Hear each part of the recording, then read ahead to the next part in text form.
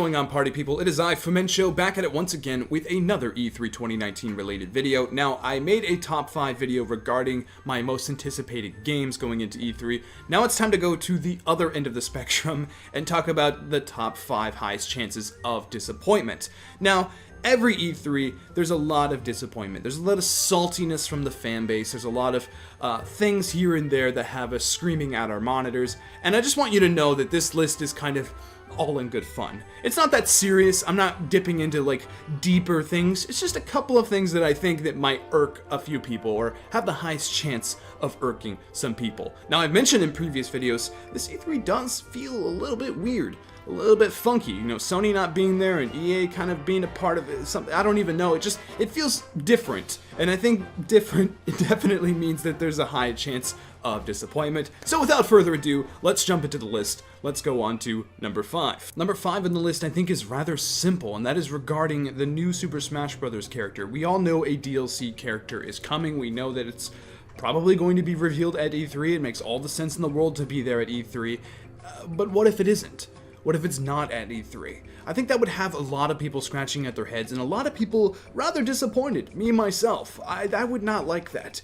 But not only that, what if they do show the character and it's not up to snuff? What if it's a character that we didn't predict to be in the game? A lot of people have high hopes for this character. Some people are throwing around the name Master Chief, Banjo-Kazooie, and even Steve from Minecraft. And I think those all have a possibility of showing up in the game, but what if it's neither of them? What if it's like a gun-ho, like Fortnite character? What if Ninja appears in the direct and says, the next character in Smash Bros. I am really looking forward to, it is from my favorite game, Fortnite. How much of a spit in the face would that be?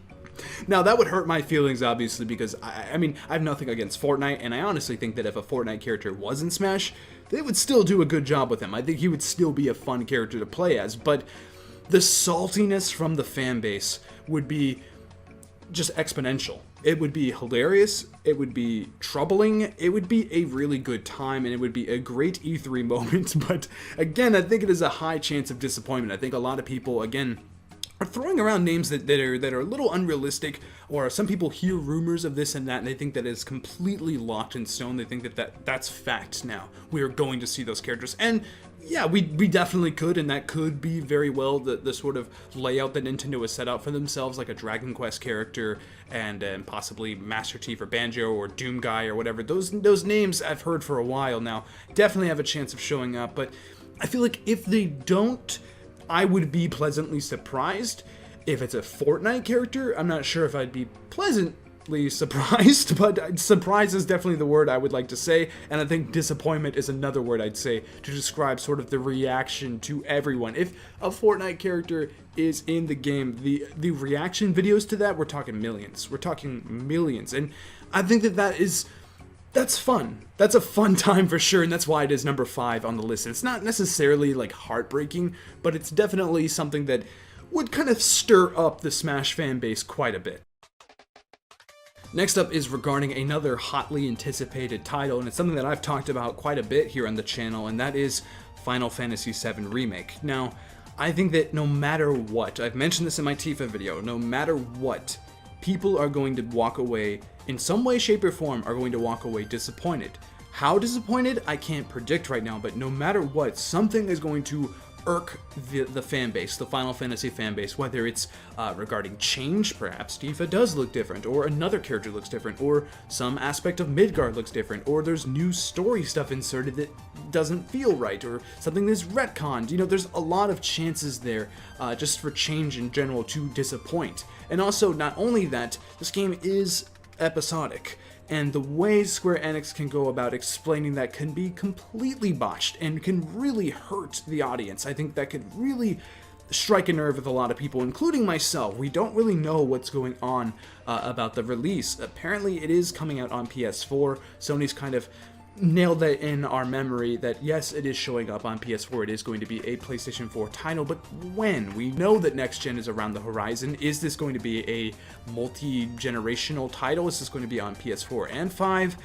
I don't know. And how is the episodic nature here? Is it going to be every 2 years we're going to have like a chunky 40-hour game, or is it like every 6 months, and maybe it's like 5 hours, like just a little chunk of Midgar, and then another little chunk of Midgar, and then maybe we're out of Midgar, maybe not. Like that's weird and that's scary. Now, I don't really know. They haven't really talked about it too much. They've described it as saying that, hey, there's going to be a lot in each of these episodes. They're going to feel like full games. Well, I mean, Uncharted is a full game, and I can beat that game in 10 to 15 hours. And that regarding a Final Fantasy game feels weird. Now, 15 hours is enough. I don't need a 100-hour game. I really don't, and I'm okay with these episodes being 15 hours, but it just feels weird that we're just going to be kind of slowly chugging along the FF7 remake hype train, just like, okay, here's this bit, let me play this, okay, that's done, now I gotta wait 2-3 years for the next episode, and that I don't like, that I don't want to see happen, and I think that is something that Square Enix could possibly do. I think Square Enix is in the money-making business, and if they do make multiple episodes for this Final Fantasy game, it's definitely going to excite people's wallets quite a bit. So it makes sense from a business side, but from a fan, from a hardcore fan, from true fans around the world, I think it stings. And I think that is something that definitely Square Enix could botch. I think out of everything on this list, I think that Final Fantasy VII definitely has some of the highest probability of disappointment and sort of blundered opportunity when it comes to Square Enix, because even just Square Enix in general doesn't have a fantastic track record regarding E3. They've had some cool stuff shown at other people's conferences, i.e. Sony and Microsoft, but their own press conference, their own sort of dealio at E3 has always kind of left people with a bad taste in their mouth. Last year was not impressed. I really wasn't. There was a lot of just... It was pointless. It was literally a pointless show. I don't know. It's not great, I guess is the word I should say. I think that the way that they can show off Final Fantasy, we want to see them on stage. We want to see an orchestra. We want to see Nobuo Uematsu get on stage and talk about this game. We want to see some of the original creators, kind of like giving us reassurance, saying that, hey, that we're helping making this game. They're consulting, like that kind of like big, Final Fantasy 15 uncovered kind of deal, but for Final Fantasy VII. And again, there's the release date thing too. Is this coming out this year? Is it next year? Is it again next gen? We just don't know, and I think that sort of vagueness and that sort of unknown factor is scary going into it, and it has me a little frightened, I'm not gonna lie to you, but it's also exciting and it's also fun, and it's something that I'm definitely excited to talk about with you guys. I think, again, I don't see a universe, an alternate universe where people don't walk away upset in some way, shape, or form. So I think that definitely solidifies its place on the list. Okay, now it's time to get a little bit serious. Now we're really talking about next-gen hardware here. The next step on the list, number 3, is basically vagueness. And I know this isn't another cop-out. Let me explain. It's vagueness of not knowing whether or not a new title is going to be on PS5 or PS4, Xbox One or Xbox 2. What are we still calling that thing? I think that is sort of, I don't know, I think that leaves people not only disappointed, but also just feeling kind of weird about a title. Like they can't really look forward to a title or put money down on a title unless they know what platform that title is showing up on. And it always happens during this area that we're in, whenever there's a new generation upcoming, say a year away or perhaps even 9 to 8 months away. I think that there's always that kind of frustration going into a lot of third-party press conferences like Ubisoft and them showing off Watch Dogs. We didn't know, and they're not going to tell you. They don't want to say it, and I think during Microsoft's press conference they will say, hey, this game is going to be showing up on our new Xbox hardware. That's fine, that's the way it should be done. I just don't think that we have to be so vague and so mysterious about it, and I really have to applaud Microsoft and how open they've been about new hardware. They mentioned last year that, hey, we're working on it, like it's coming, yeah, we're doing that. And even Sony, I think that this generation is going to be a little bit different, and I think that it's not necessarily going to be that way, but it's always something that kind of just irks me. It always makes me upset when I see trailers for games, like say it's a CG trailer for some awesome looking new IP, and you just don't know where to place it. You don't know where that game goes. If it's coming out this year, sure, we can guarantee that, yeah, it's probably going to be on this generation's hardware, but if we say 2020, the question is up in the air. And it's always that question, and it's always just it's frustrating as an audience member. It's frustrating as a gamer knowing that, like, I will probably have to buy new hardware to play that game. Or do I have to buy new hardware? I don't know. I know it's not that big of a deal. I know it's not really a heartbreaking one. It's a more kind of nuanced, more undertoned vibe going in for number 3, but it's always just weird, and there's always those specific titles that kind of get under people's skin, whether it's like a Watch Dogs type of game, or even something that Microsoft's going to show off, or maybe something that Nintendo's going to show off as well. Apparently, Nintendo has a more powerful Switch in the works. I don't really know what that means. I think it just means higher frame rate, maybe a little crisper around the edges, but I mean, we don't know. We really don't. I think that next gen is going to be kind of like the weirdness of E3. It's always weird going into E3 with next gen hardware on the horizon. So yeah, that's why it's number 3 on the list. Again, not heartbreaking, but just something that can really kind of upset a press conference, or upset a sort of showcase of a lot of games. And it's something that kind of upsets me personally. Again, I know it's not big, but it was enough to make the list. Okay, next up on the list was very close to being number 1. I'm not gonna lie to you, and it probably has me the most frustrated. It has me it's a guarantee. It's a guarantee that this is going to disappoint us, and it's weird that it even exists. And I am talking about Bethesda's press conference. Not even a specific game, not Elder Scrolls 6, not the fact that Starfield won't be there. The fact that they're just holding a press conference. What games do they have to show? I don't get it. I mean, obviously there's going to be a lot of Doom, and that's fine. I want to see more Doom. I guess that's okay, you know, even though I feel like we've gotten our fair share of it. But I don't know. Last year's press conference was weird, kind of left a bad taste in my mouth. I think it left a bad taste in a lot of people's mouths, and I think that this year, all their big titles that they showed off last year have come out.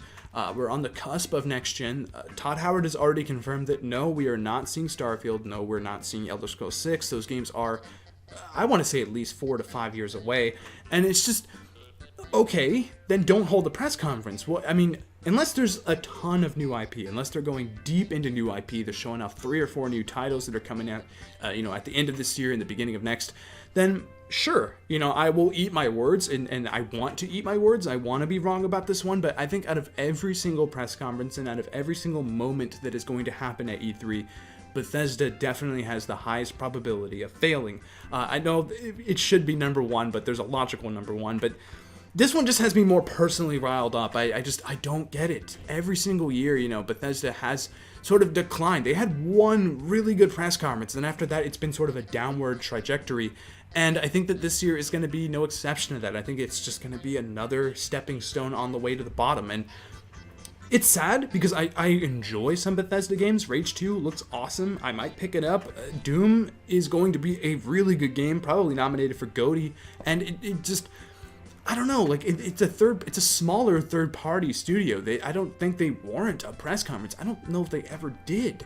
So yeah, that is number 2 on the list. It is Bethesda as a whole. What do you guys think? I'm really curious. Like, do you think that Bethesda has something that I don't know about? What if they just show off some brand new IP that just shocks us all? Or what if Todd Howard is lying? What if he just shows off gameplay of Starfield and has us all with our jaws on the floor? Hey, again, I'm down to eat my words. I want to be wrong about this, but I think that Bethesda is definitely going to disappoint more than a few of us. Okay, next up we're talking about the big one. We're talking about the new Xbox. New hardware is scary. We don't know 100% sure if Microsoft is going to show this thing off. I think that it would be very difficult for them to go this entire show without mentioning a new Xbox. I think it makes sense to show off the new hardware. I'm not quite sure, we don't know going in, but if they do, there's more than a million opportunities for them to botch the show. And I think that is, it's difficult. It is difficult to show new hardware to an eager audience, an audience that wants to see the next big thing, but is always ready to analyze it and critique it. And that's sort of the frustration of E3 as a whole. Going in, again, as I mentioned about this list, it's all in good fun. We're just having a good time here. I'm just, naming things that me personally get irked about or whatever. But going into E3, those are press people that are going to critique the hell out of you, that are going to just pick at you like vultures, and that's scary. I think that's one of the reasons why Sony's backed out. I really do. It's frightening, and I think that Sony's kind of gotten the butt end of the joke for the last couple of years, and I don't know. I think that I think that Microsoft is definitely going to be one of the most entertaining shows, but showing off new hardware could really throw a wrench in that press conference and really kind of slow things down, you know, whether you're talking about how powerful the console is or the cloud and just that kind of stuff really kind of gets lost in translation, I should say. It really kind of gets lost in the gamer's eyes, and we don't understand it, you know, whether you're talking about the cloud, you're trying to impress investors, and that, you know, I understand from a business side. Again, I mentioned that this is a very logical choice, but in terms of a fan looking at your new games, looking at your new hardware, it doesn't exactly excite me. I don't look at a new console and say, hey, I want to buy that right away. Games sell hardware. It's always been this way. Nintendo has proven this. Sony has proven this. Microsoft has yet to prove this because their console's kind of in the back of the line right now. I mean, it's not selling poorly, but it's number 3 right now, and I think that they need to kind of bolster up their games. They need to show off a Halo. They need to show off a new Fable, something to get us excited. They can't just get on stage and talk about a new Xbox without anything to back it. Now, again, I have faith in Microsoft. I think that Microsoft is going in a very good direction. Ever since Games Pass, ever since their sort of transparency and communication with their fan base, I think that I enjoy Microsoft as a brand. I think they have kind of turned things around, and again, communication, I think they're the most transparent of the two other big companies that are making games right now. And I again, Phil Spencer, I think, is an extremely smart man. I think that he's an extremely smart COO. I think that he has the capability of expressing why we need a new Xbox and expressing what kind of what kind of software is going to be on this console. And I don't know, I think it definitely has a high chance of disappointing. I think it's always scary showing off new hardware, as I mentioned. I think that a lot of people have failed in the past. Almost everyone has failed in the past. PS4 did pretty good. PS4, you know, showing that off. I mean, it wasn't the first time we saw it, but that was a success, I want to say. But there's always something there, you know, walking away from a new console. And to be, you know, full disclosure here, we don't know 100% if they're even showing off new hardware. We don't know if that's the direction they're going. All I know is it definitely has a high chance of disappointing us. So that is the end of my top 5 there. Comment down below, give me your personal top 5, or give me an entry there where you think that has like the highest chance of failing, the highest chance of disappointment. Going into E3, again, it's all about the blunders. These things always happen. It's always fun to talk about. It's always fun to critique. But remember, for me, going into E3, I watch it chill style. You know, I'm just relaxing with my feet up. I'm just enjoying the show. I'm not exactly one to analyze and you know, nitpick things here and there. I'm chill going into it. This list was just for fun. This list was just to talk to you guys about it and talk about some things that have been on my mind lately. But regarding the actual, you know, press conferences here and there, I'm excited for them, and I want you to know that I'm not looking for disappointment. I'm not like going to be ready, sitting on the edge of my seat. Okay, that was on my list. Got that one right. Like, that's not how this is going to work. I'm in it to win it. I'm in it just to enjoy the show. So anyway, let's talk about some disappointments down in the comments below. Thank you very much for watching. I hope you enjoyed this video. Hit the like button if you did. I would very much appreciate it. And also, something that I'd appreciate even more is if you join the party. You can subscribe to this channel for more E3 2019 coverage, other gaming related stuff, and also some anime stuff as well. I plan on kind of getting back to that hopefully after E3, or maybe in the coming weeks. I'm not 100% sure yet, but this channel is on the rise, and I think that you want to be a part of it. Anyway, thank you for watching again, and as always, I'll see you guys later. Bye-bye.